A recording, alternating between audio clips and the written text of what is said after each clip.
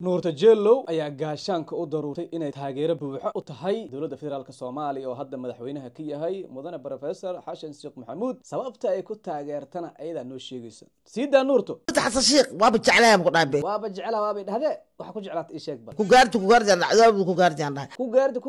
dhacday hawaanba waxa dhahdaba ku gaardi arnacabka ku gaardi wax kale waa heestan ku gaardi waxa way qof kasta iska gaardiso laakiin wax kale ku jeclaat inoo sheeg bal aniga دبرت حد شيخ وأرح سنة هم تعرفي عن مكتة بركة ودك يسكو فرعي وكره حرناي لقى حمك يقعدوها يا توق مجال ذا وشقيوها يا مدح وين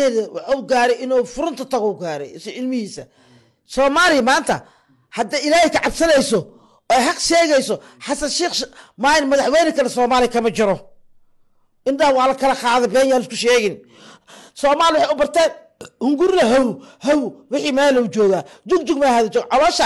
علاش لو عرتا مالكو حلقو تعبا علاش لو عرتا والله أتكستا دول لمد عيار معها وعرتا نحن لو نقصده لو بعضه لو هلقم ما يتكلم عيرة ما أنت سمع حمينا جو إنا لسكعون شيخ ما يقصر بلعبط وادي ذا الشيخ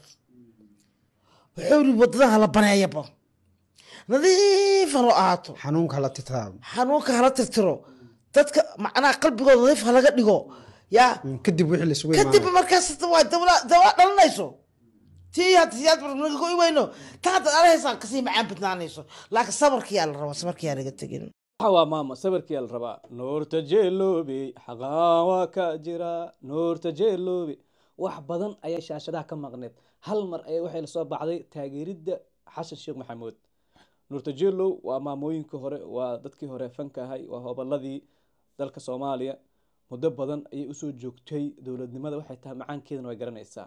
si toos ayay waxay u garab istaagtay mudane Xashan Sheekh Maxamuud iyo dawladda federaalka oo dhanba laakiin taas waxa iga daranba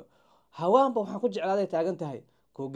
gaardi nacabka ku gaardi ku jeclaaday taagan tahay ninkii waxay dhahdeen ciidamada hubiyay cadowga la dagaalamay duurka galiyay furmihii tagi oo ku gaardi loo dhooya